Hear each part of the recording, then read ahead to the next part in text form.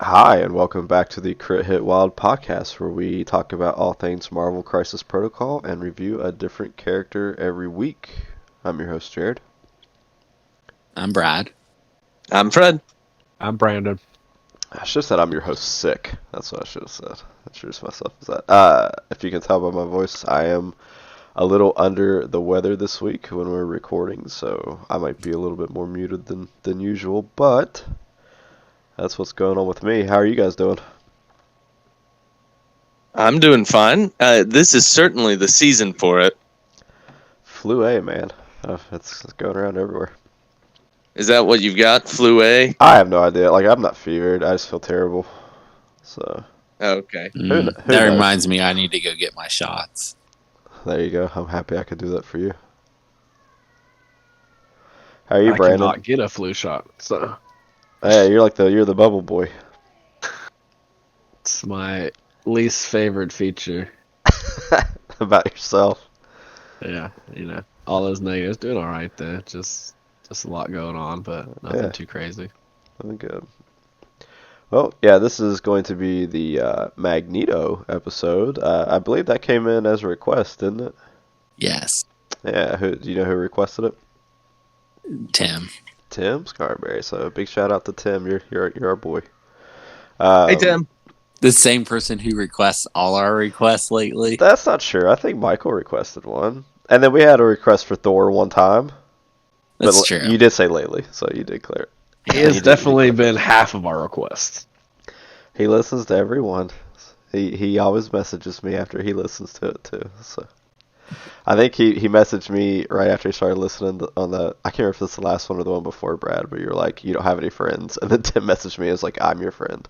And like I didn't. It was like days. Well, at that point, it was almost a week after we had recorded. He messaged me. He's like, "I'm your friend." I was like, out of context. I was like, "What?" And he's like, "I'm listening to the podcast." I was like, "Oh, okay, that makes sense." Going on to news and announcements. By the time this comes out, it will either have been the day of a couple tournaments, or it will be like the day after a couple tournaments. By the time you guys listen to this, so from everybody participating in the Charleston tournament, good luck, and everybody participating in the Fabricators Forge in Pittsburgh, good luck to you guys. So. Again, if you have a podcast, or shit, not a podcast. I got sick brain. If you have a tournament that you would like plugged, please feel free to email or contact us, and we will get them plugged on the podcast for you. So, going on to other news and announcements, we didn't get anything. The big reveal was not for MCP. We thought maybe it was going to be. That was kind of our speculation, but.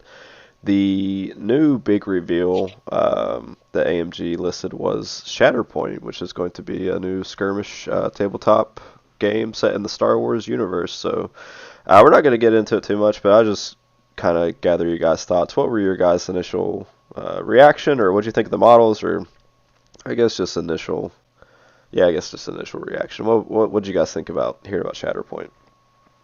Do you want my initial reaction? My initial reaction is, God damn it, I'm already playing so many games. This is yet another game that I'm going to have to buy. I'm going to have to play, and I'm going to grudgingly love every game. There you go. What about you, Brandon? What do you think? The exact same as Fred, to be honest. Yeah. Almost verbatim. I was excited about it. I'm really excited about the idea of a hero-based Star Wars game similar to MCP. Yeah. I'd like to amend my tone and say, oh my god, I'm super excited. Come on. It's a Star Wars MCP. It's fun. Yeah, it looks like it's going to be really good. So you were our miniatures virgin out of everybody that's on this podcast. You're the more, I guess, fresh miniatures player from all of us. Whenever people like announce games, I guess from your perspective as somebody who doesn't have like years and years in, what are you kind of looking for now whenever you hear about a game get announced? Like, what's some of the things that you're really looking at to like sell you the game? Is it IP? Is it the way that, like, the scale of the game? What is it for you? Who are you talking to? Brandon, sorry. Okay, all right. Oh God, I'm so sorry. I was not paying attention. I for some reason Jesus thought you were talking to. Christ. I thought you were talking to Fred. I don't know why, but Fred was the last one to talk, so I thought it was him. Out I'm of sorry. all It the could be. descriptors of having Yeah, been none the of that was newest me. one to miniatures games and all that stuff, how would I be talking about Fred? I don't know. I wasn't paying attention. I don't know why. Uh, Oh God, give me a synopsis real quick. What was the question? I'm just gonna have to cut. I'm gonna have to cut this. Oh God, I have to cut all this. No, it stays in. No, it stays in. What? We're just a hot mess today. What? As someone who New to is miniature newer games. to the miniatures Okay. game, okay. What are you looking for whenever a company announces a new game? Like, what is it that kind of What gets me into it? Like, what what am I? sells you into a newer game? Is it the scale? Is it the IP? Is it maybe the price point? What exactly are you looking at when you're a newer person trying to get into these games that are getting announced? For me, it's I think this for me personally, it's a combination of the IP and the scale. Um, as many people in the local area have tried, I don't ever seem to grasp on to the 40Ks and other miscellaneous type games because it just doesn't particularly intrigue to me. And the scale is very important. That was a big thing with 40K that I didn't care for. And even Legion, I always played smaller. I played higher point value Units. models. Yeah, models and units with less characters because I don't like the idea of controlling everything. And I know some people it's the opposite. They want to control like a whole army. I like the idea of 4 or 5, 6, 7, up to maybe 10 models that I'm controlling for the entirety. So that's much more intriguing to me when I'm looking at miniatures. That makes sense too. I feel like a lot of people, like you're seeing kind of a big boom with a lot of miniatures games and a lot of, I mean, 40K and GW in general are very popular, but it seems like they've really like struck a good run with Kill Team. Like that seems to be very, very popular, and it seems like a lot of like people getting into miniatures games are kind of more leaning toward these skirmish-based games. So I was just curious, what did They're also a lot easier to play at like your house. Oh, 100%, yeah. That they're real pick up and play kind of games. Like I don't need foam and a bunch of stuff to play MCP. You know what I mean? I just need something small to bring some of my stuff in. I'm good to go. So I do enjoy that stuff better. What did you think about Shatterpoint, Brad? Well, if I'm right about how you create lists, I'm not as excited as all of you guys. But I hope I'm wrong and can be very excited for the game. You're not. Is your trouble with it that it is going to be very Jedi heavy? Yeah, that I'll have to play Jedi. Yeah. I have a feeling that you pick, like, each group of 4 models looks like it has, like, a main guy, a sidekick, and a couple generics. And oh shoot, what's that Steamforge game? God Tier. Like, God Tier, you pick, like, 3 groups like that, and that's what you play. Yeah, And but if the game plays real tight, like you could stomach through it just for like a little bit because you know that I don't know. eventually you're not gonna have to play a saber or force user or whatever. well, it's like I would love to play Rex and some clones, Hmm. but if I have to take Anakin with that, I don't like it. You don't like it, for but those- just play it. For those of hoping you I'm who don't know, Brad hates anything Force related in the Star Wars universe. That's not true. I think Sith make great bad guys. Well, then just play like Maul and then the Mandalorians. I mean, that is tempting too. Yeah, just do that. It's Like, gonna I come in the like core set. most of the models that they've spoiled for the core set. It's just I don't want to have to play. I think you can Some get behind of them. Ahsoka and then like Captain Rex and stuff. I mean, I know you there like there Ahsoka a are little bit. there are Jedi that I like. What do you know? So here's the thing, Brad. Like when you talk about Jedi, I'm sure you've watched the movies, right? Yeah. And then they have the midichlorians, right? Which is in their DNA. Oh my gosh. So you They're know mutants. that the Jedi are kind of like the mutants, or not even Jedi, but just Force users are the mutants of You're the not Star gonna sell me on Wars this. universe. I'm saying You're not gonna sell me on that's a this. great point. I like Anyway, that sell though. I'm hoping I'm wrong about how you put a list together. Yeah. And that even if it's you can take either Anakin or Rex and the two generics. I hope it's more like MCP where you just get a pick. Like You don't you can have play restrictions. you can play like Anakin, Rex. Instead of taking generics, you take another character and stuff like that. Or the two generics are just like one buy-in. Like they're 1 point level. You get the two generic guys. You can play a bunch of generics if you want. It probably won't win, but So I think I don't know. I was actually more hoping that the generics were going to be like grunts and attached to specific characters. I would much rather it be more of a um, game based around like all the main characters, and then some characters having grunts attached to them. it does seem like the generics are not the focus. You probably won't be able to take all generics no matter what. Yeah, Yeah. I just want the generics to only be like a company, like exactly like grunts are in MCP, where it's like for you to play clones, you have to play Rex, and like they come with Rex. Like I would rather it be like that because I am the That's exact fine. opposite of Brad. I would much rather it be a scenario where it's literally just all Jedi and Sith fighting against each other, That's fair. and non-Jedi and non-Sith as well. Well, I'm very excited for it. Obviously, all of us are kind of either excited or looking forward to it, at some capacity. So maybe in the future, maybe we can. I mean, we've been doing the MCP content and stuff, or I think we've actually hit over a year. I know that the channel had a birthday in general, so we've been at it making content for at least a year. So maybe if we every once in a while could take a break and. Next week is 1 year since they did the card update, and I know we started that time. Yeah, so maybe we can, if we have enough information, maybe every once in a while we can take a break and talk about a little Shatterpoint stuff. So if you guys are interested in that, let us know in the comments if you'd like to. We can message us. Once we know the rules and stuff, we can be playing the game before we even buy the models. That is true. Yep. Could have signed up to be a playtester. I thought about that, but I ended up talking myself out of it.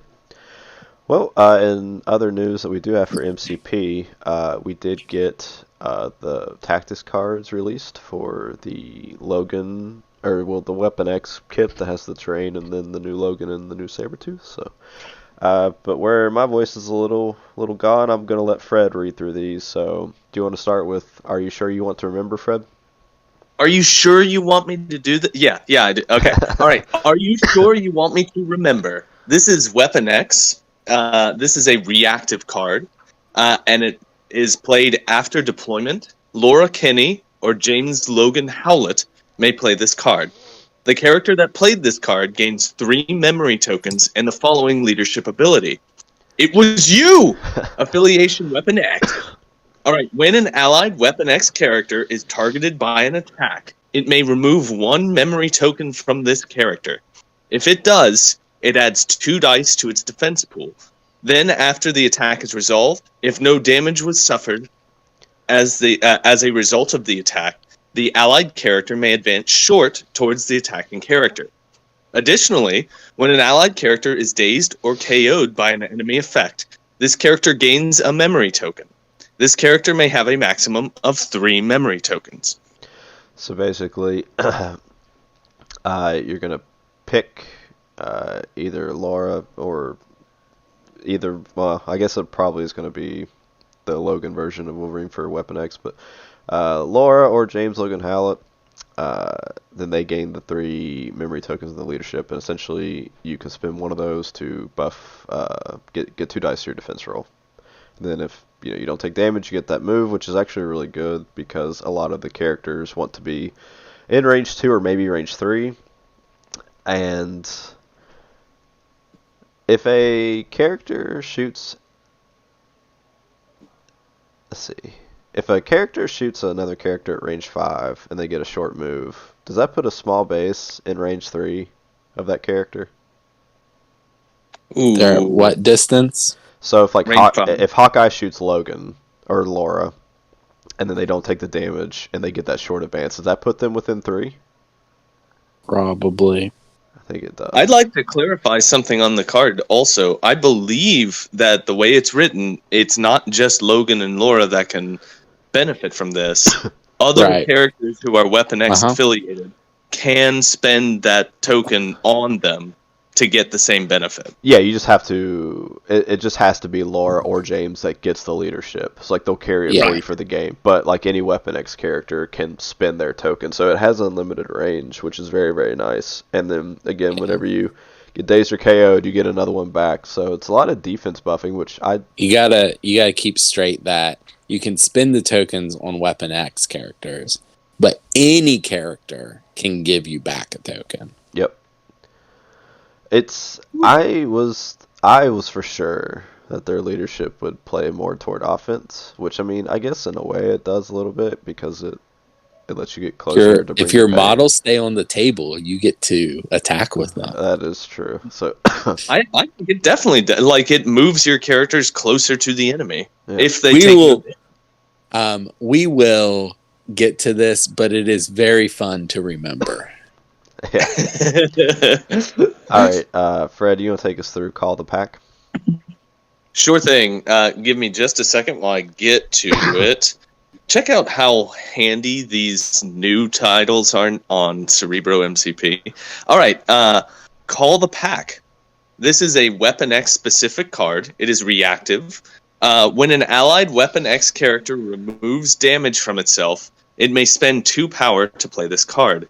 The character that played this card advances short, then all allied characters within range 3 of it may advance short towards the character that played this card. That's I mean- that's a pretty good card. That's really good. That's like, because they all will be healing whenever they, because most of them have healing factor, right? The affiliations should have some sort of Wolverine, some sort of Sabretooth, maybe both. X-23, because she can be a leader. Probably Deadpool. If X-23 is aligned, Honey Badger probably is. And Domino and Omega Red might be in it. Domino doesn't heal, but Omega Red does. Yep. That's pretty good. yeah. That's a lot of free movement. So I take it that we don't know who the Weapon X affiliation will have in it. No, we do not know yet. Brad, do Okay. you have this card pulled up? Yeah. So I see Sabretooth, Deadpool, Lady Deathstrike. Who is that person on the far That's right? Maverick. Maverick, okay. I did not know who that was. Alright. Fred, you want to take us through Dossier, however you say it? Dossier. Yeah. All right. So this is a Weapon X specific card. It is reactive. During the first power phase, an allied Logan the Wolverine, Sabretooth, Apex Predator, or X-23 character may play this card. Your opponent chooses one of their characters. It is now holding the Dossier asset, objective token. If an allied Weapon X character is holding this token, its movement speed becomes long, and it adds 2 dice to its attack rolls. Any character may use the following interact ability. Interact Dossier. Pick up this token. Additionally, the character that played this card gains the superpower shown below. Give me that!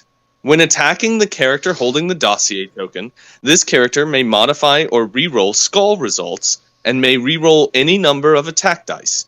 At the start of this character's activation, if there is an enemy character holding the dossier token within range 2 of this character's first action must be an attack action targeting that character if able. I mean, this card fucking slaps. I Like, mean, it's awesome. this is great. Like, it makes them these already killing machine characters into even more killing machines. I like that it buffs you if you hit the person, and then it buffs you again when you get the thing. Like, Yeah. that's so It good. only buffs one person before they get it, but It's anyone fine. if they get it. Yeah, it's fine. I want to point out that this does trigger anything where a character is holding an objective token. So, for example, Red Skull get an extra power if you're holding an objective token. This triggers it. Ooh. Kingpin can pass it around. Toad can take it off of one of your allied characters. Shadowland Daredevil can Roll an extra die. Yeah. Yeah. So. Oh wait, what do you think, Brandon? We haven't heard from you much. There's entirely too much text on these cards for me. That's fair. All right. This is the right way to do a chimichanga. Yeah, exactly. Not nearly as cool. No, they're good. I mean, Dossier is very, very good. I like Call the Pack a lot. I think that's the best of the 4 cards that we're going to go over. Okay. Not counting the leadership. Fred, you want to go through Gotta Get Some Air? Gotta get some air. Okay. Well, it's loading. All right. Gotta get some air. This is an unaffiliated card. It is reactive. When any character ends an advance or is placed within range 2 of an allied Logan the Wolverine, after the effect is resolved, Logan the Wolverine may play this card. Logan the Wolverine advances his speed away from the character that triggered this effect. He may not contest objective tokens this round. Okay. That is amazing. So, like, I don't know.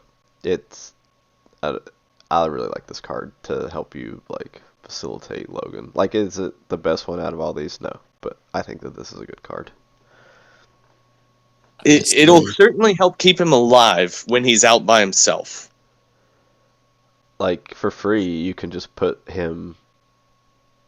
I don't know, you can get him so far up the board. I don't know. I like it. What do you think, Brad? Did you play with this? I didn't. I don't think it's gonna make your 5. Yeah, it has to be away. So it's gonna be. Yeah. I mean, maybe you can use it. You can make it do it in such a way to get up board, but usually it's gonna be back towards your own people, which is where he doesn't want to be. Yeah.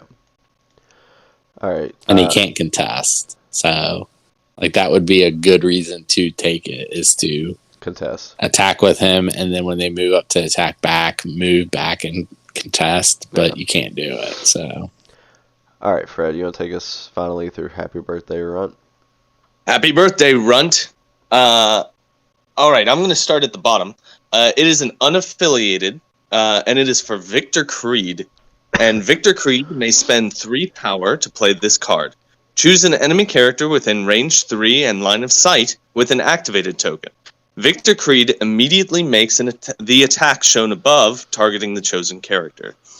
It is called Ambush. It is a physical attack, range 3, 6 dice, costing no power. The defending cost 3 you are already. Well, oh, true. Okay. The defending character does not benefit from cover. Enemy characters cannot use reactive superpowers or reactive team tactics cards during this attack. And if this attack targets James Logan Howlett, after this attack is resolved, the target character drops all objective tokens it is holding. Now, the way this is worded, this does not count as one of your actions, correct? Like, this is correct. So this could potentially be like a third attack that you would make in a round. And it doesn't have to be on his activation. Yep. Ooh. Okay. And they don't get any reactive stuff. This card's good. Yep, I like it a lot. What do you think, Fred? Yeah. What do you think about everything you read so far? You like it? I mean, I think that they are finding ways to make these cards super relevant and to turn on characters with these cards. Like, I believe that with these 5 cards, Logan goes way up in my estimation. Like when we were talking about him, I was pretty down on him, and these make him much better, especially the affiliation bonus. So I like it. All right. Well, thank you for reading through all those. Yeah, so all the Weapon X cards looking, or all the cards that come in the Weapon X kit, they're pretty good. There's a lot of fun ones. I'm excited myself to try out Dossier. I think that's like a really good and fun card. So yeah, I like him a lot. So With Dossier, your opponent gets to choose what character they put it on. Do you think that they put it on a real tough character, or do they put it on a not tough at all character? Someone who they know is probably going to just die anyway. In my experience, they put it on Winter Soldier on the back D spot and then use Medusa to push the model away on the side D, and it's never relevant. Yeah, I think ideally you want to put it on somebody that's going to like really be able to hang back.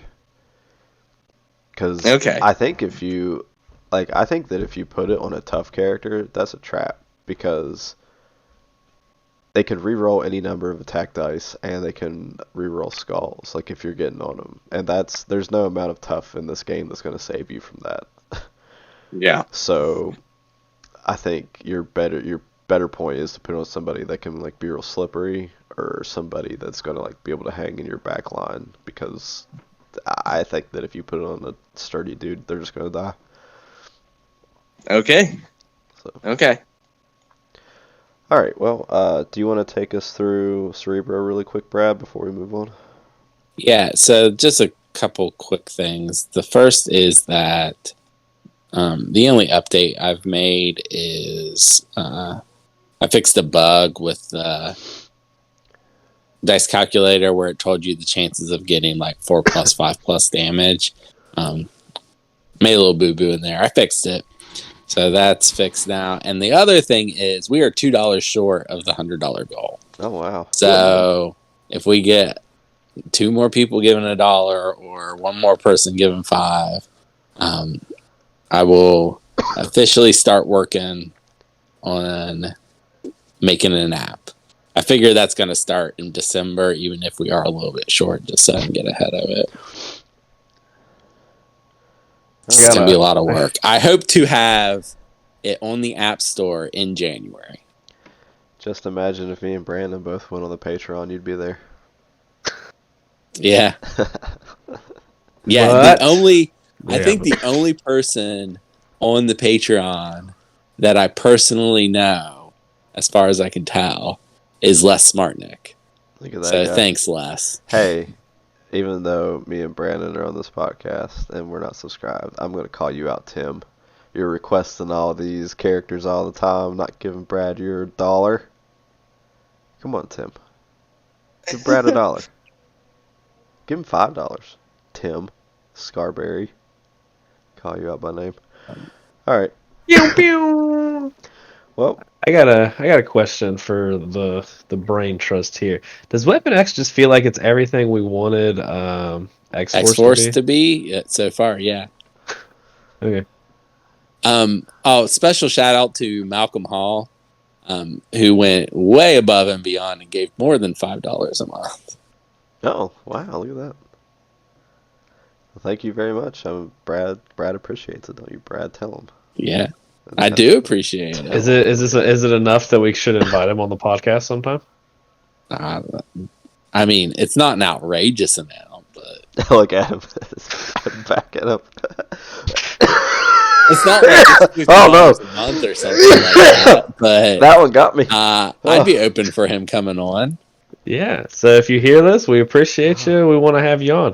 God, I can't giggle like that. That's really sparking my coughs. Jeez. All right. And hopefully Jared's not dying if you do come on. No, Yeah. all right.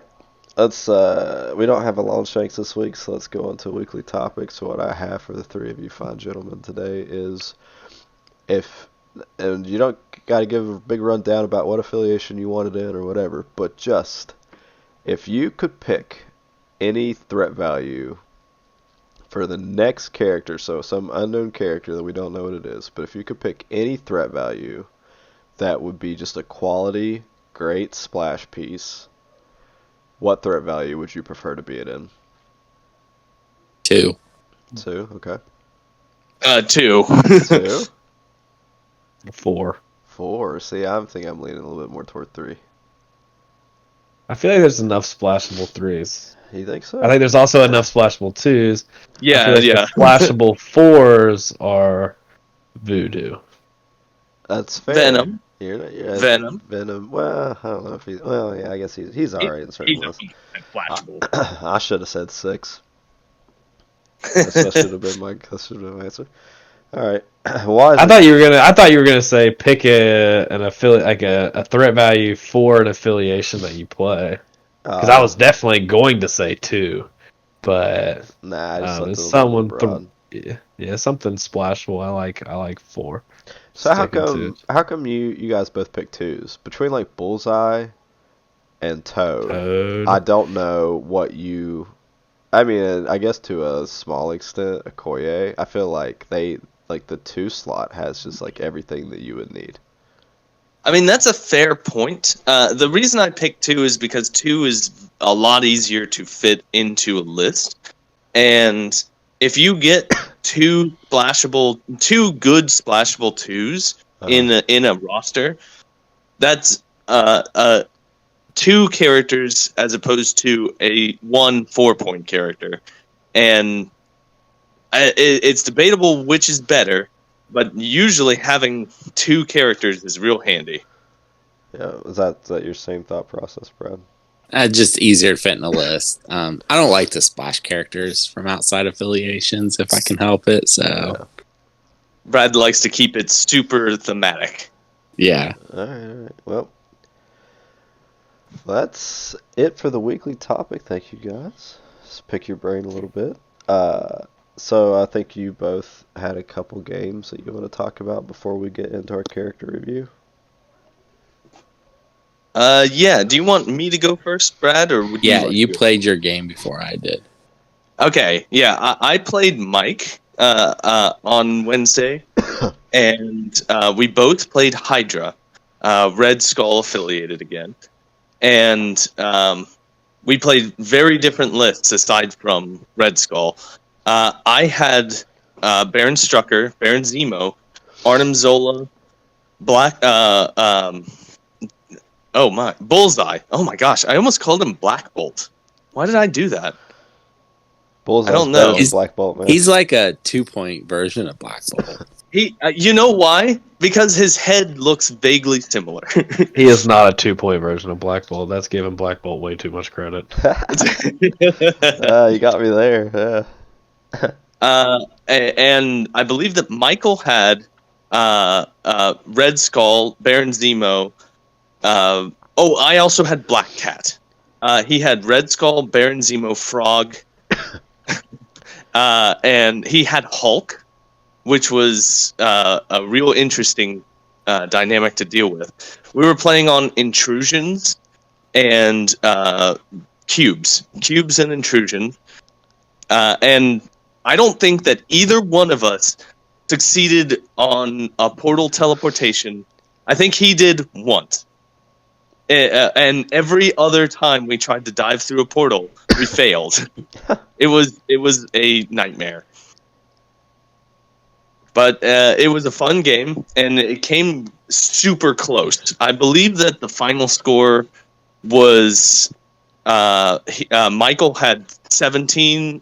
He beat me, but he beat me by a thin margin because he had 17 and I had 14, I believe. So it was a very close game. Okay. What about you, Brad? Tell us about yours. I played Fred. That Oh, is okay. That is not the case. Wait. Yeah, I played Fred Dukes in my list, but I played against Michael. Oh, I'm gonna. Can I just say Is this going to be something that happens every time that Blob That joke's literally never gonna get old. I love it so that's much. going to happen every time that Blob hits the table, and Blob's good, so I'm going to be having this joke thrown at me every single time. I thought of it to do to you because for some reason Michael never thought to call him Blob during the game for like the first two turns, so he just kept saying Fred, and then finally Fred turned around and was like, "What's going on?" And Why does he keep bringing me up in this game? yeah, and then Michael started calling him Blob, but I played Weapon X, so I think pretty safely assumed that Logan, New Sabretooth, and X-23 were going to be Weapon X. And then I thought about taking some stuff that I thought might be good with it, and it was going to be Domino and Mystique. But instead, I was like, no, I want to play the new models, and I played Blob and Pyro. He said it was a goofy Red Skull list. I didn't think it was goofy. I thought it ended up pretty good. He played Red Skull, new Red Skull, Medusa, Baron Zemo, Winter Soldier, and Okoye. We played Riot, which is a D, and Spider Infected. And I had no list put together, so both those scenarios were Michael's, and I think he's probably going to take Spider Infected out. Spider Infected, not a big deal for the very mobile Weapon X team. I hate Spider Infected A lot of people hate Spider Infected. You're not alone there, brother. It wasn't a big deal for my team. Pyro did absolutely nothing this game because he sat on my D point and literally did not roll a single die the entire game. I had Pyro's card, so there was one point where Red Skull almost came over, and then he's like, "What does that card do again?" And I read it to him, and he went the other way. Michael being a smart player. Yeah. Blob was great. X-23 and Logan were on the same side, and then Blob and Sabretooth were on the other side.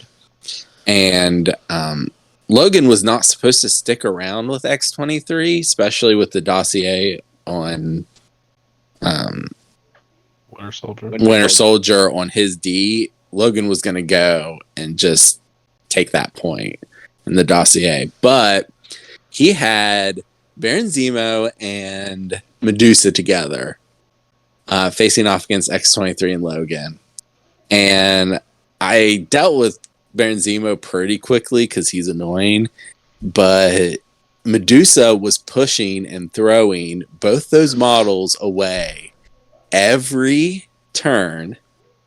Now they're mobile enough that they can move up and make an attack and get back on the point each round, but it was really annoying. And if I didn't have such mobile models, that would have been devastating because I would have every turn had to double move to get on the point. It was very good synergy. I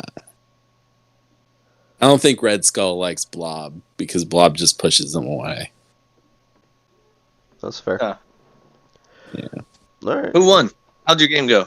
I won. We tied the first turn, and then after that, I got 1 or 2 more points than him each round. And I mean, every time he had a Spider Infected, except Red Skull, I could daze the model and take it. Oh, wow. Well, good. And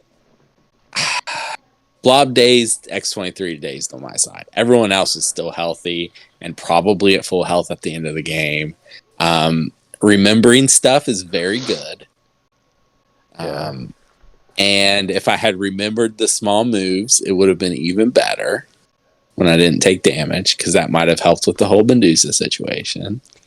And healing factor is amazing. Yeah. Yeah. So take a hot take, one game played with them right now on the cast. What would you grade the affiliation? I would still say they're probably only a B, but they're a ton of fun, so there might be something there. I think a B is really good. I think it'd be Yeah, pretty B's good, but like it's not gonna beat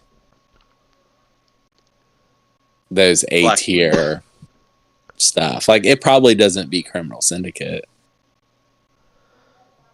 okay. Well, Kingpin Criminal Syndicate. I think Right, I good to don't. hear. I think that's because Kingpin Criminal Syndicate has a hard time, depending on the models, like displacing some of them, and then like Well, they're all size 3. they still. Who would they not be able to displace? I thought that they had size 2 pushes. Am I wrong? No, they're all 3. No. Yeah. They either throw or Well, push size 3. I think there's never one model that mind. has a size 2, though. I don't think you're wrong on that. There's one that has a size 2, but like Lizard, Kingpin are both 3. Blob can push anybody. Yeah, I guess so. Yeah, never mind then. Omega Red is size 4 or is it 3? Or does it matter? He It can, doesn't matter. He can pull any size. I guess Yeah. then they would just have to be able to kill him quick enough. Yeah, and I don't think they can. There's too many Damage models that reduce reduction, damage. baby! Yeah. Yeah. See, that's why they're not higher. And they're certainly not S tier. They were a ton of fun though, and I take anything bad I said about Logan, I take back. Yeah, there we go. We come full circle. When you can make him your leader and get extra defense dice and all that stuff. Now against Convocation, he's flat bad. Where Convocation just shits over this faction. Are They they? have Yeah, I was the- gonna. Ironically, they I have- was gonna ask on if they were on that same tier as Convocation because I feel like they've got kind of forgotten about, and I feel like they're just gonna get Convocation better. shits on them. I'll tell you Like what. they have terrible mystic defenses and all their attacks are physical. No one plays Convocation, really, right? Like they get played. Around here. Well, I think in general, like they're not a high played affiliation. So I they're- feel like they're still really good. well, though. there's the thing. They're not high played. They're very hard to use. But I tell you what, there's few dozen people out there who have really fucking committed to Convocation. And they're all in. And I bet that they just fucking slap. Like, I think if you run into like a Convocation person and they have actually been playing Convocation, that it's probably going to be bad for you. Because I think that they are really good. They're just hard to use. But I think all the people who have really like try hard at them, like since they came out, are probably like really really good with them. So All right, I want to quiz Brad here. All right, Weapon X or A Force? Who would win? Yeah, which one's better? Um. You've got like 8 of these to answer, so I'm gonna need you to speed it up. Oh, really? gut reaction. Don't even think. Just rapid fire. Yeah. Give us Yeah. one. I think that one's real close. I'm gonna give it to A Force though. All right, Black Order, Black Order, Midnight Suns, Weapon X, Really? Captain America, Avengers.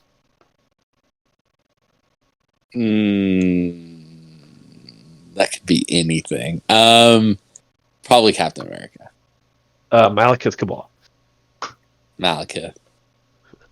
Okay, I'm not gonna ask that one. Or that one's probably still Web Warriors. I'm not gonna ask that. Winter Guard. I think Weapon X actually. I mean, I had no. We already said X Force. Spider Foes. Weapon X. Hydra. I mean, based on my game, Weapon X. Based on this one, Guardians of the Galaxy. Ooh, that's a tough one. I think I'm gonna give it to Weapon X unless it's Josh. I just lose to Josh. We all just lose to Josh. All right, I guess Sam Avengers is the next one. Weapon X. I'm not going to ask Kingpin Criminal Syndicate, Uncanny X-Men, or Shield because I feel like those are probably all better. I don't need your opinion on that. Brotherhood is my last one. Another close one. I think that one depends a lot on scenario. But I'm gonna give it to Brotherhood. Okay. And then Wakanda. Sorry. Yeah. For Brotherhood, you have to answer twice. Mystique and Magneto. Sorry. I think they beat Mystique and lose to Magneto. Okay. And then Wakanda. Um, I'm not Weapon gonna ask you. X. Yeah, I'm not asking you, Defenders and Humans, the other two Cabal leaders, because they're all bad. Sentinels. I forgot that was a thing. Do we have enough data to give an opinion Weapon on X. Sentinels? Yeah. I think I disagreed with two of those that you gave. Most of them What were. two? I think the Weapon Wait, it X was beats. Sam. I think that I think that Weapon X beats A Force, and I think that's Weapon X loses to Sam. Because like as soon as they murder a Sam character, like they're gonna get like their move and all their stuff. Like they don't care. Yeah. They don't care if you kill Oh, they kill him so fast though. them. I believe that. I don't know. I think they lose. I don't know. I never played it. That's pretty on point though. All right. Well, I think we're ready to move I feel on. like you definitely graded them right in the middle of the pack there. Yeah. We're ready to move on to Magneto. You guys ready? I'm ready. Does, Do you want me to read it? Well, we could split it up. Does people feel like sharing the load for this one? No, Jared, you read the entire card. I'm not reading the entire card. I'll give everybody a little bit. How about that? All right. So, does everybody have the card pulled up? I do. Looking at you, Brandon. Yeah, I've got it pulled up. Okay. So we're taking a look this week at Magneto, aka Max Eisenhart. Is that the correct? He has two different names, isn't that right? Yeah, that's his real birth name. Okay. Max Eisenhart. So Max. Oh, good. The other names he's gone by are just fake names. Anyway. Alright, so he is a 6 stamina character, going up to 8 stamina on his injured side, so that's pretty good. He's a short mover, he's size 2, he comes in at 6 threat, and then he has a 3-3-6 stat line, so more on that in a second. I guess I'll note this because he is a short mover and he's 6 threat, so it's, I guess, relevant to talk about. But he is on the medium size base. So, short move, but not as bad as if somebody was on the small base. So, Fred, you want to take us through his attack suite? Sure. He has a physical attack called Reverse Polarity. It is range 3. It throws 6 dice, and it has no cost. And it has the normal builder rule. And if the target character is within range 2 of this character may reroll any number of its attack dice. If it is not, after the attack is resolved, push the target character short. I said that a little bit fast. What I meant was if it is not within range 2, you get to push them short. Yep. And then he has a spender called Shrapnel Blast. It is an area 2 attack with 6 dice, and it costs 5 power. And when measuring the range and line of sight for this attack, you may choose to measure the range and line of sight from a metal construct within range 3 of this character instead of from this character. Those metal constructs will be covered later. If you do this, after all of the attacks are resolved, the metal construct is destroyed. And then after each attack is resolved, the target character gains the stun special condition. Yeah, so just we are going to touch on the metal constructs, but just to briefly touch on that really quick. Magneto, for if you're a new listener, or maybe you don't have Magneto and you're thinking about picking him up or something, he is the first and so far only character that actually has a mechanic that involves putting terrain on the table, which is actually really, really cool. I am right about that, right? He's the only character that possesses, Yes. right? Yeah, okay. So it's one neat thing about that is I think that sets him apart from the rest of the six threat characters is that he comes with a unique mechanic like that. But again, more on those in a second. I just want to touch on that really quick. Brandon, do you want to take us through the leadership and that first active superpower? Yeah, I can do that. The affiliation for Brotherhood of Mutants, called From the Runes. When a terrain feature is destroyed after the effect is resolved, choose a number of allied characters equal to or less than the terrain's feature's size. Each chosen character gains 1 power, and they can only gain 1 power as a result of the leadership ability per turn. And then Fatal Attraction is the first, and I would argue best ability on Magneto. This character may spend 1 to 4 power when paying the cost of the superpower. Choose an interactive terrain feature within range 3, and with a size equal to or less than the power spent to use this superpower and throw it long. Before using the superpower, this character must pay 1 power for each time it has already been used this turn. Yeah, multiple He's throws. also the only character that has an ability to throw multiple things from the same superpower. Yep, it is. And he throws them long. It is the best throw in the game. Yeah, it's It's not so even good. close. Just to pair those two together that Brandon just read. If you have like a size 3 daily bugle that is sitting right there, Magneto can pay 3 power because it's size 3. Throw it long, and when it gets destroyed because you've thrown it, because it was size 3, he can then put 1 power on 3 different characters, including himself, as long as he hasn't gotten it that turn. So, I mean, it's just you're getting crazy throws from incredible distances, and then also getting a pat on the back for doing so with your leadership. It's like such a good combination. Yeah, here you go, buddy. and he as we'll get to, he gets more than 1 power a turn. Oh, he sure does. Around. Around, yeah. Brad, you want to take us through the rest of the card? Oh, I see what you meant at the start of his activation. Yeah. Or at the start of the turn. Okay. So, we're on force projection. When the character is targeted by an attack that would make a dodge roll, he may use his superpower. The attack uses his mystic defense to defend or dodge. This character cannot be pushed or thrown as a result of special rules from the attack or collision. That costs 2.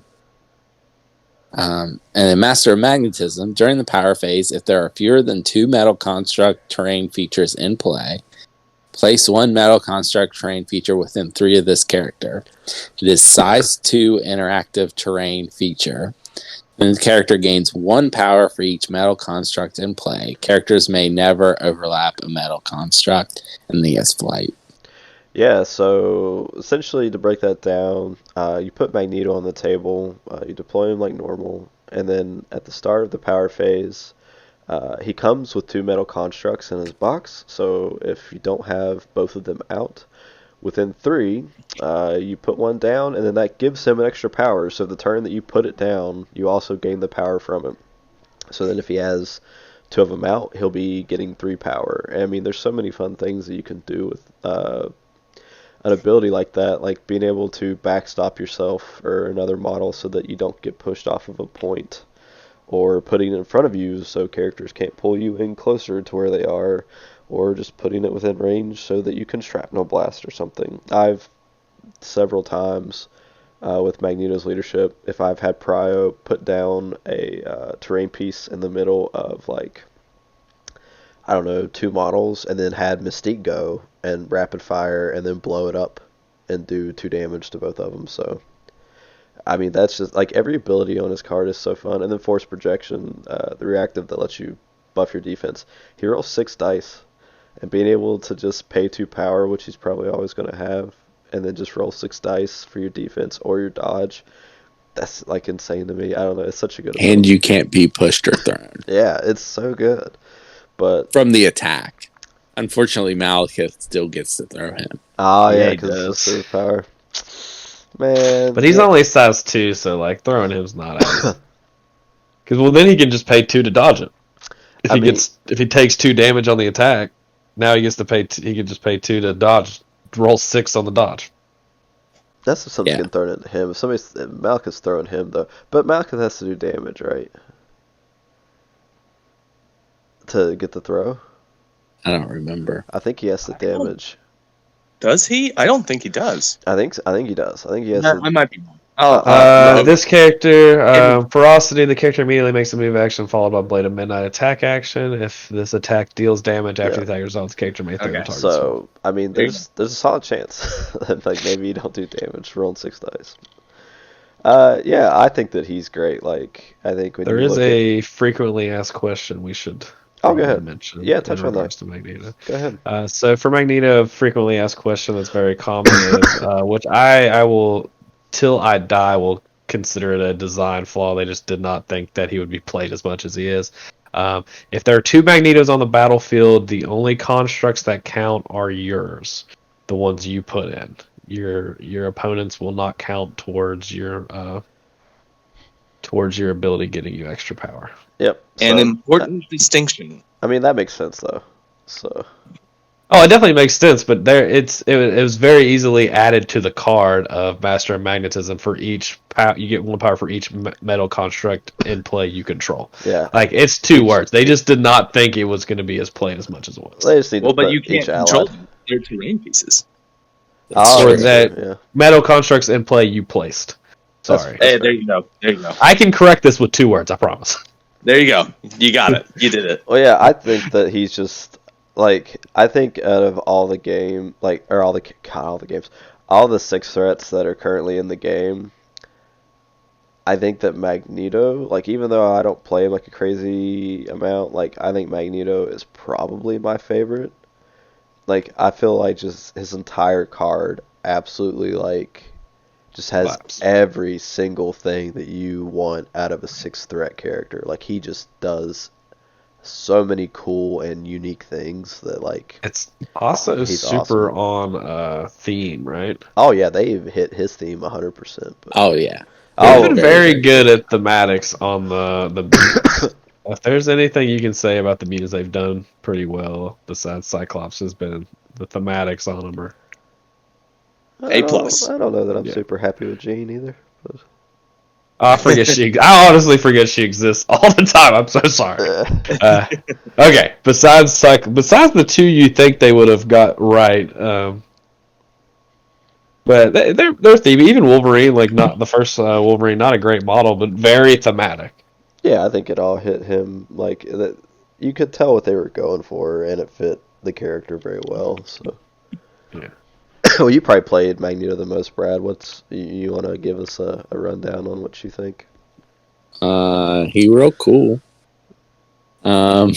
Spoken like a true. Do you want to Magneto tell the player. world how much Magneto puts the business to the Uncanny X-Men in this game? Yeah, it might be better now, but it was real bad before the latest X-Men releases. But you hardly. I mean, I haven't shrapnel blast in over a year for sure. You hardly ever. Yeah, you hardly ever do that. It's almost a waste of 5 power. Yeah, because you can just spend that power throwing stuff at people, and it just gets guaranteed damage. Yeah. He also gets lots of power. Yeah. He doesn't get as much as you think, but it is a lot. It feels like it should be more, but when you actually play him, it's not as much as you think it should be. Five's a lot to spend on something, especially when that 5 could be a size 4 building as your second throw. Yeah. Right. Yeah. Thrown long. Yeah. From 3 away. Yeah. You can tell that Magneto has been on the table at the end of the game because The table's there will empty? be there's not going to be any terrain on the board. You know what? You know what there will he be? throws A damn so much Quinjet. terrain. Damn Quinjet will be on the board. The Quinjet is size 4, isn't it? Yeah, You but can't throw you're it. not allowed to Uninteractable. throw it. Oh, Yeah. okay. It's You dumb. can't You throw the cannot Quinjet. interact with him. Damn. No, you can't throw the Quinjet. You can't throw the apartment building because it's size 5.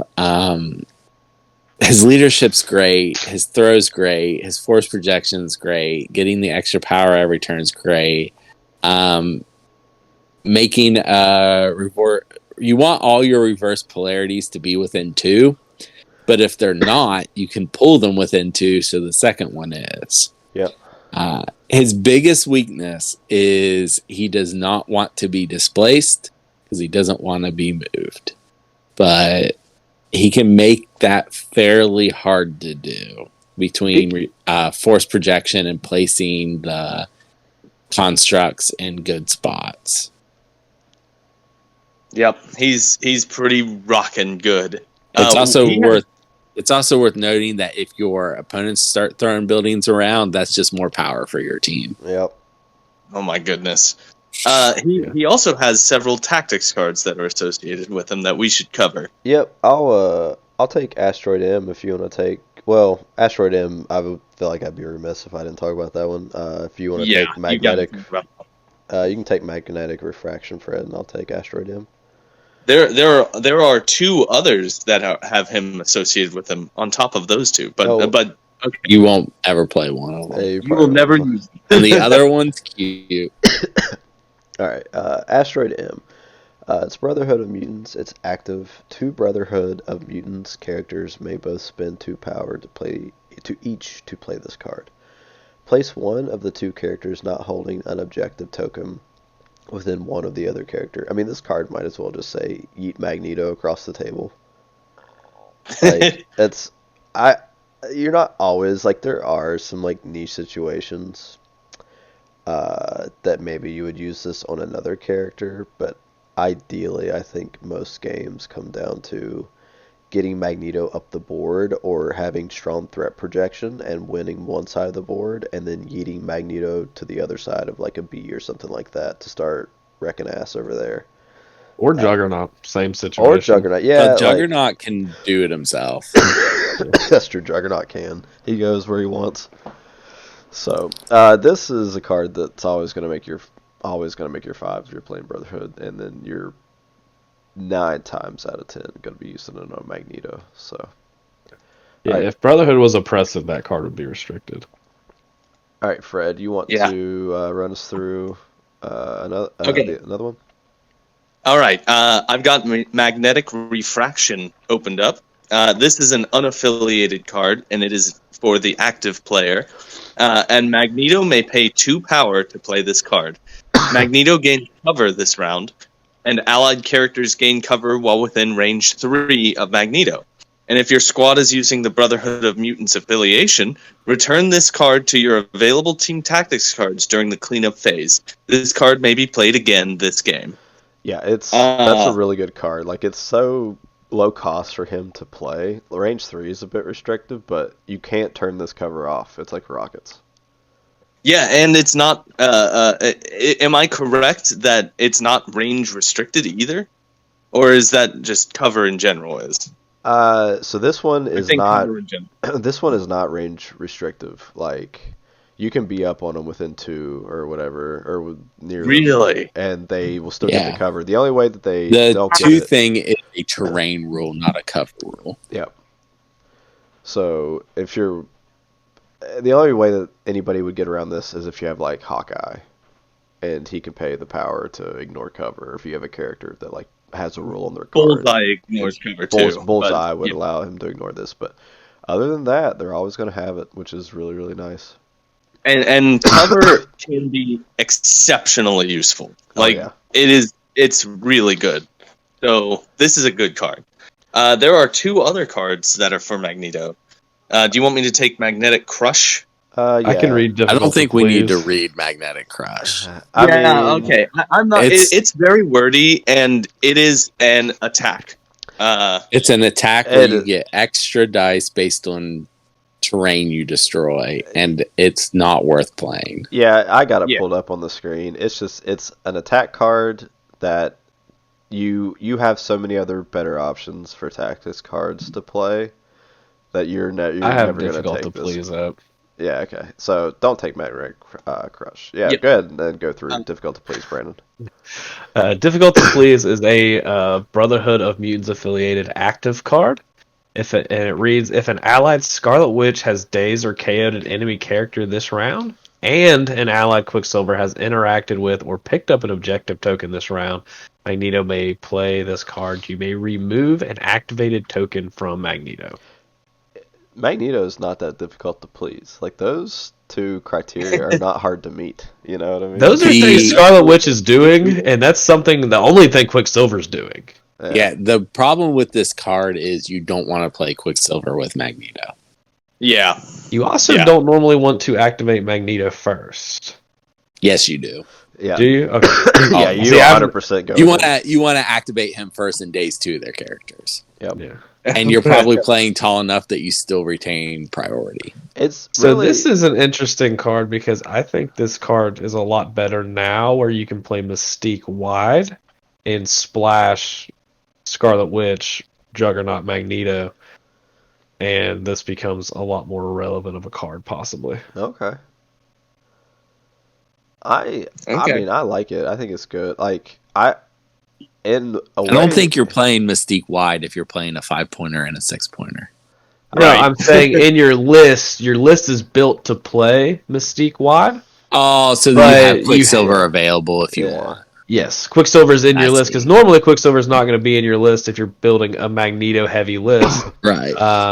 This I get you. building a Mystique heavy list, and you have a pivot to Magneto with Scarlet Witch and Juggernaut, and you have Quicksilver in that list because you're playing 7 very good characters to play wide with, and having a 6 and 2 5s depending on your scenario to splash with them is also very relevant. Is this like it's like Magneto goes? I don't like. Maybe one time I've seen Magneto, like, if he's not like displaced all to hell, like if you're playing and like he can do what he wants to do on one turn. I think it's very rare that I've ever actually seen Magneto have like not a good turn. Is this like a win harder card? Because like you're probably gonna do what I you think need it's to something do. you can do very early. Like you do this in round 2. Magneto activates first, and then Quicksilver, and then Scarlet Witch, and now you get to activate Magneto again. Yeah. It really If could you put you in a are- situation where you've won the game as early as like round 2. Because If you are on an E, he can probably reach 4 characters, and this is good. Or if you still have Asteroid M available, it becomes way better too. Oh yeah, that makes sense. Yeah. All right. Well, and it really could be one of those cards that are just like a win harder card. I feel like I it's can win see more. that. I also want to point out that you don't have to play the card as soon as you meet those criteria. So you could meet those 2 criteria, and if Magneto hasn't gone yet, he can go Twice. and then play the card after. Oh, gross. He goes. Gross. And, then go again. Yeah. And that's, They get to that's kinda- activate a model in between, but if they have a model left. that's a good point. If Scarlet Witch and Magneto are activating in a turn, there's a good chance you don't have a whole lot left if they play it correctly. That's when you do the trap card, move Magneto 2 short moves onto a point. There you Yeah. go. That's the Yeah. game And move. it doesn't cost anything, right? No, it's completely free. Yeah, this card is free, right? Let's not like it's free. All right. Well, I guess we can move on to giving him our rating. So, Brandon, you want to start? No, because I think I have the lowest grade. Okay. Let's start with you, Brad. Well, then start with Brandon. Then it's all up from there. Oh, that is true. Go ahead, Brandon. I was trying to calm myself out. I'm giving him an A+. Fred? I mean, so this is. I think he's an S character. I think this is an S. This guy, I mean, he is exactly what a 6 should be. He feels amazing to play on the table.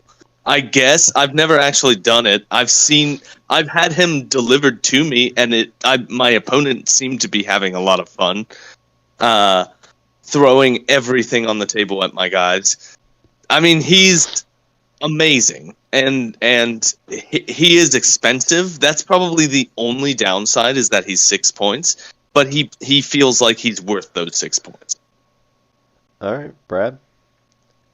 I actually expected Brandon to say lower than that because I'm also giving him an A plus. Oh wow. I give him an S. 100%. I think. And out of all of us, character. who has played him the most? You. Brad. I think I've played him second most though. I feel like I've played against him a ton. I don't Yeah. think he's an S character. He's I don't- close. My justification for it is I do not believe he is considered for every roster that you build. I believe S characters should be considered for every roster that's built. I don't think Magneto is considered for every roster that's built. Oh, okay. I don't think you actually play him outside of Brotherhood. I think you can, but that You is can. I part don't of. think people do. He is Yeah. technically Cabal affiliated. He is affiliated with Cabal. Which doesn't make any sense because Which doesn't Cabal's make led an by ounce of sense. Nazis and he hates Yeah. Nazis. Yeah. I Famously. mean, it does not make sense, but it is the case. Alright. I think there are some affiliations that you can splash them in that aren't that are pretty good. I don't think that you splash him really, but I just think that I don't know. I think that this is just such a six threat character done right, and he's just like amazing, and you always want to bring him, like especially if you're playing an affiliation. I just think I'd be like remiss if I didn't give him like a 6 rank because he is just awesome. He is, yeah, and that A plus isn't like a negative on him. Like the model is absolutely amazing, top to bottom. He is, like I said, he doesn't have the biggest health pool of everyone, but yeah, there's nothing really negative you can say about his card. Besides that, it's north south and not east west there, which can bother a lot of people. All right, so 2 A pluses and 2 S's coming out of the crew tonight. So very good character. If you haven't put him on the table yet, you should at least try him out because he's just If you have any interest in Brotherhood, this is the time because Brotherhood is in a spot right now where you can do a lot of different things, and I think you can have a ton of fun playing them. Yep. Well, not quite right now. Early December. 2 weeks, yeah. Give it a month, it'll be there. Sorry. Thank you for that correction. All right, well, that is going to wrap us up for our character review. So, Brad, you want to take us through a comic book? Yeah. So I've already given some Magneto recommendations in the past, like the time he put Red Skull in a hole, and the time him and his boyfriend Charles Xavier fought Baron von Strucker. But there's a lot of good stuff out there. Oh, his trial, that's a really good story. But I pulled out all the stops for this one. If you never read anything I suggest, you need to read the 3 I suggest today. I'm giving like some of the best comics ever written. Well, superhero comics ever written. Like, not just the best Magneto stories, just not even the best like Marvel comics, the best comics, period. So let's start with a classic, God Loves Man Kills from 1982. This is Chris Claremont and Brent Anderson. It's one of the best comic stories ever written. It's the inspiration for X2, but it's better than X2. Ooh, Okay. And X2 is one of the best X-Men movies. Yeah, it is the best. this is better. This is better. Reverend Stryker's people kill 2 mutant children. It's probably important to mention, especially as kind of a warning, that they're 2 like elementary school age black children and they get lynched. Oh dear. Yeah, so it's a rough start. To further cement the connection between being a mutant and racism, Kitty Pryde gives a speech where she drops the N-word, Oh my god. talking about mutants and racism and stuff. And then the X-Men join up with Magneto because the people they are fighting are so much worse than Magneto at the time. I mean, Magneto was a bad guy at the time, so How often does that happen? that they team up with Magneto like all Because someone's worse. I'm so sorry my dog is having a howling fit right now, but I wanted to get that question in. that happens a lot because they're way worse than Magneto. Magneto is often a good guy. But at this point, he was a bad guy, except he teamed up with them here. It is probably the most quintessential X-Men story ever told. Like, everything that you'd expect in an X-Men story, this has. Except Rogue and Gambit. They're not on the team yet. But, like, it has mutant metaphor stuff. It has both Cyclops and Storm being good leaders. It's got Magneto, really good Magneto. It's got the spunky young girl who hangs out with the X-Men and Kitty Pryde. It's got bad guys who are bigots, which is a big X-Men thing. And it tells the story very well. It's a very good comic. So that's recommendation number 1. God Loves, Man Kills. Very good.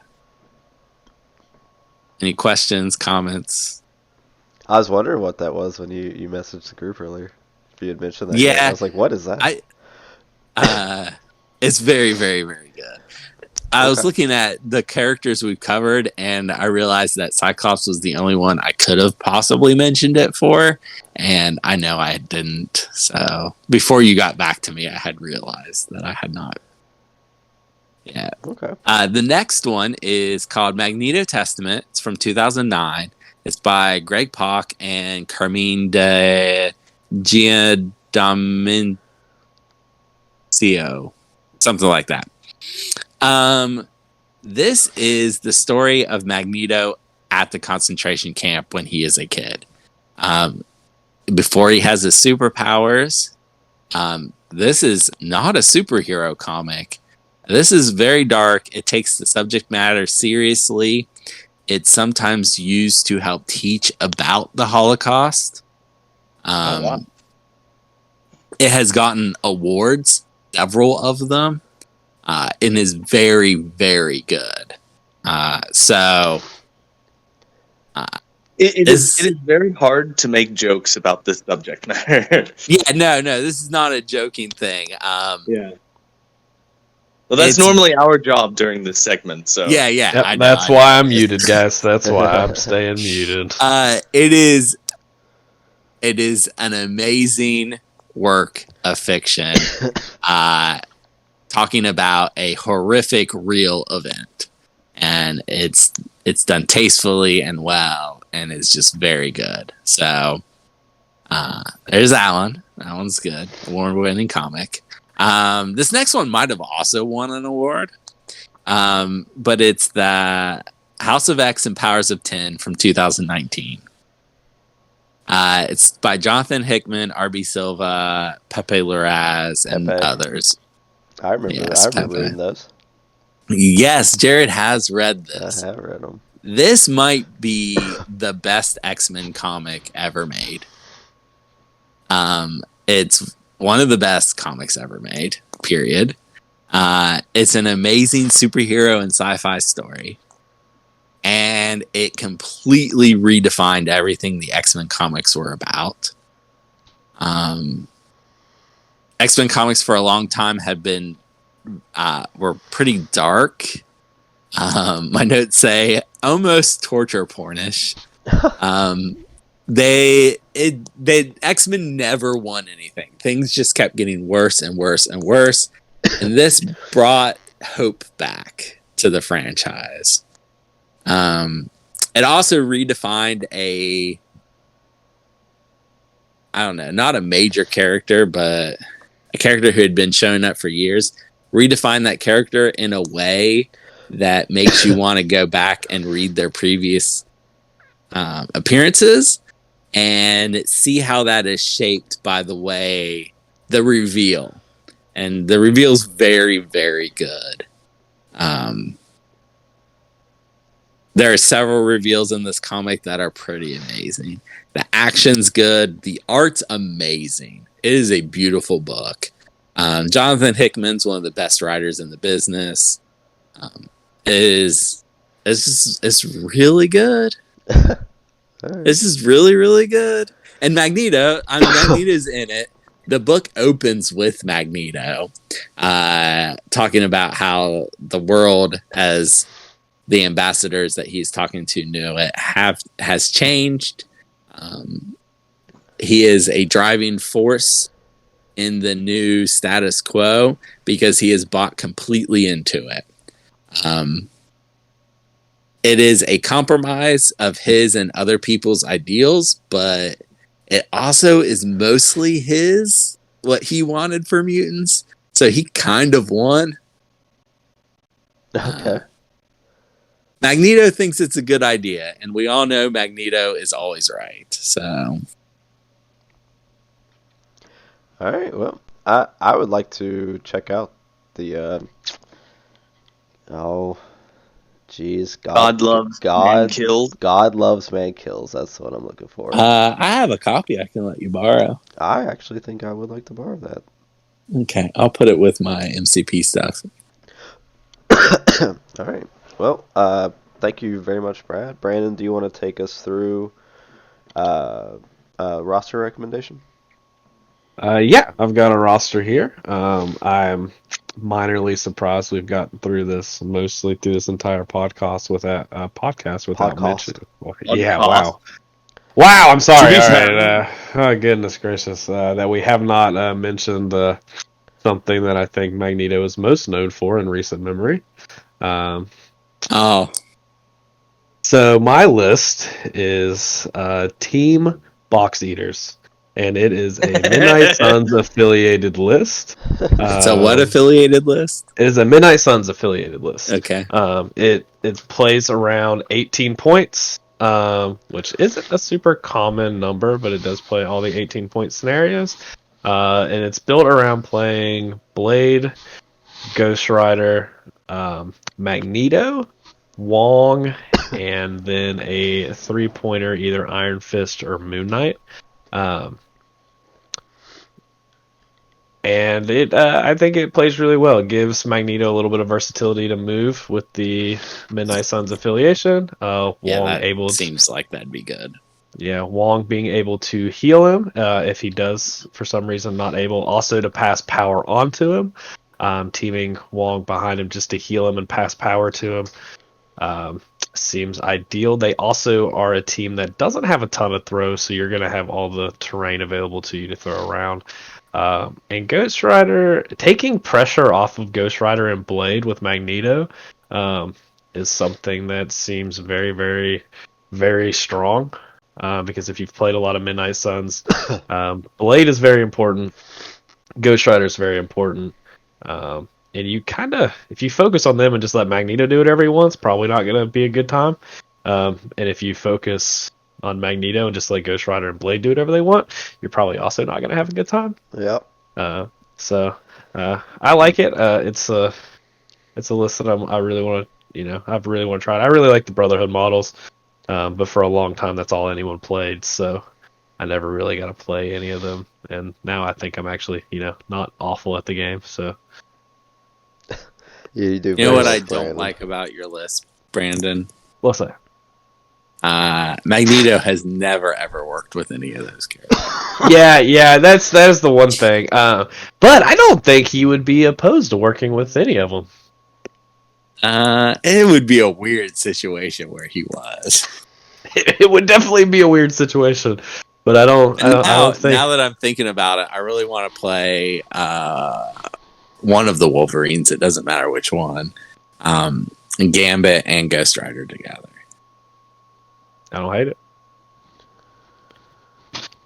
Ghost Rider probably fits in really well with Weapon X. Ooh. Probably, yeah. That actually seems pretty good. Yeah, I like that. Because you know what's really fun with Ghost Rider? I guess that he doesn't get the butt. Because I guess is it just Weapon X affiliated characters that can add dice to their defense? Yes. Yeah. Yeah. But you know what he does do? He gets power every time one of them's attacked.